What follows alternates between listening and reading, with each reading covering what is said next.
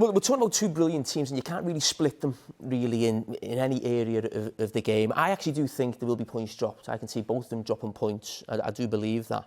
But I'm going to look at the attacking stats. Now, this is where Liverpool just have the slight edge. So you look at the goals per game, and Liverpool just, as I said, have the slight edge. Liverpool have scored 85 goals, Man City 80.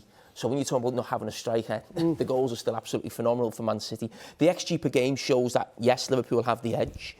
And they actually go lower to the top goal scorers. So Man City top goal scorer, De Bruyne on 11, Salah 22. There's a big difference. They obviously spread the goals around a bit more around the team, Man City, but those numbers show Liverpool have the big advantage in attack. If Man City are to drop points, the way I'd see them dropping points would be the fact that they could... here in this position. This is the real one that really stands out for me, where games they failed to score in 4, Liverpool only 1. And actually games where Man City have only scored 1 goal. So you think of that over 11 games this season, they've scored 1 goal or 0. So if you think if Man City are going to drop points, you think it must be from a 0-0. You know, and there's been evidence of that, I think, this season in games that we've seen. 8 times City have dropped points this season. Let's have a look at them. Twice against Liverpool, twice against Spurs as well. But this is more towards your point, Jamie. 4 times against bottom half sides, twice against Palace without scoring, twice against Southampton. They've scored 1 goal in those 4 games. You mentioned Sergio Aguero, or a young Sergio Aguero already, Robbie. Have there been games when it feels like the absence of an out-and-out striker has cost? Yeah, I think Manchester so. Yeah, I mean, City? it's most of the Premier Leagues that have been won over the last years, they've always had at least 2 or 4 top strikers. To consider that they don't have really any Jesus, even though he is a 9, he plays more kind of on the right side. I definitely believe if Aguero was in this team a few years ago, I think the league will be over now. Liverpool have dropped points in 9 games, but maybe it feels like a slightly different story how they've done it. Again, against City twice, Chelsea twice as well, Spurs also. But their other drop points have been in more chaotic-looking games. 3-3 with Brentford, 2-2 with Brighton, a 3-2 defeat at West Ham United, in that 1-0 defeat against Leicester as well. Has Liverpool's problem, Jamie, been when they lose control of games? Yeah, what you should add is that a lot of those games were early on the season. I think there's been a change in the second half of the season defensively. But again, if you feel like Liverpool are going to drop points, you feel like it wouldn't be a 0-0. It could be a 2-2. And when we're talking about Manchester City not having a striker, the big thing that we always look at, or the perceived weaknesses of both teams, is City haven't got a striker and Liverpool's high line. I actually think in some ways both those situations are almost strengths for them as well. And that's why when I look at the actual defensive stats, Man City have the edge. And most people would say Liverpool certainly have the best defender in Virgil van Dijk. And, you know, if you picked a back 4 of the teams, you might pick more Liverpool players. But as a team, City are better defensively. And for me, that might have something to do with not having a striker. Maybe having more control of the ball in the game, so people that can't actually attack them the other way. But again, the numbers are very close. Conceded per game at the top, there's nothing in it. But again, Man City just have the edge. Where the big difference is, the actual XG against per game is a big difference, almost a third more for Liverpool. And we're going to get to the reason why that is. The clean sheets, there's nothing in that. The big one that stands out there is Man City only conceding 1 set piece, Liverpool 7. Again, you possibly have to go back to early in the season, West Ham away, Brentford away. But for Man City, who are the biggest team to only concede 1, is fantastic. And that bottom line, XG against per shot, this is digging even deeper, perhaps not for everyone, but it relates to the quality of shots they're facing. Each shot that City face has a 10% chance of being successful. That's the second best in the league, behind Spurs, incidentally. Liverpool are ranked 14th in the league for this category. They are conceding a higher quality of chance to the opposition than Manchester City. Why is that then, Jamie? Well, a lot of those situations come from people running through on goal against Alisson. Now, again, I've just mentioned Man City without a striker. In some ways, for me, it's a strength. And the same with Liverpool. So we speak a lot about this high line of Liverpool. We've never really analysed it on the show. So I want to look at the reasons why Liverpool do it.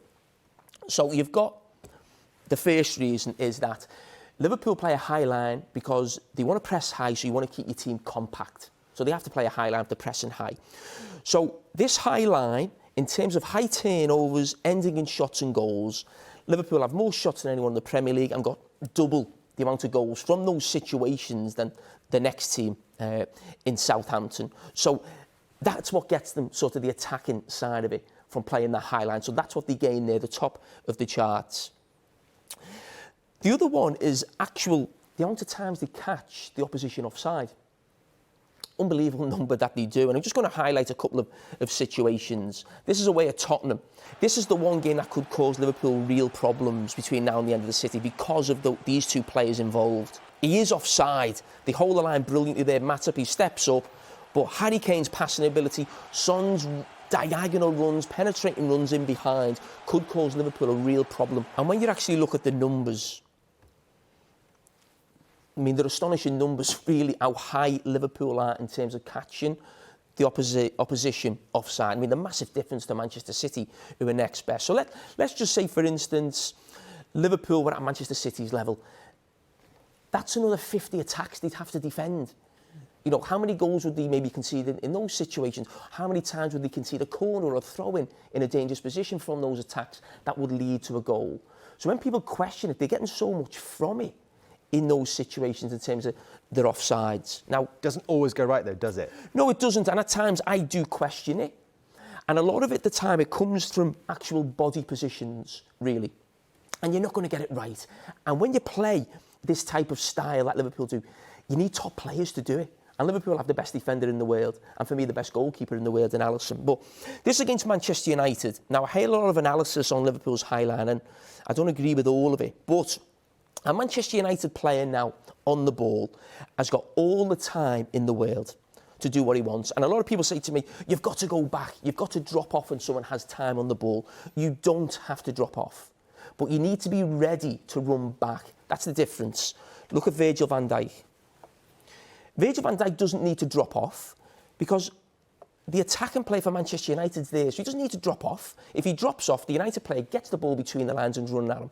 But he's ready. Look at his body position to run back. And this is something I want to highlight. In those positions as a defender, the problems Liverpool have is when body positions are not right. It's not about how high you are up the pitch, and you have to be like Van Dijk is. Don't drop deep, bent, ready to go. And that might be to actually jump to the ball between the lines, or when that's about to be kicked, then go back. Liverpool don't need to drop off 5 yards because someone has time on the ball. They need to assess the situation, and body positions are everything when you're playing a high line. But this is at 2-0 against Manchester United, so we've highlighted Van Dijk's perfect. Keep an eye on the far side, Joel Matip and Trent Alexander-Arnold. And as he's about to play that ball, look at Trent, look at Joel Matip, and look at Marcus Rashford. The difference with Rashford, he is ready to go. He's just getting played on side by Trent. It's small margins, but body positions are everything. And that is some of the problems that you have. Now, again, away at Crystal Palace, the ball gets played.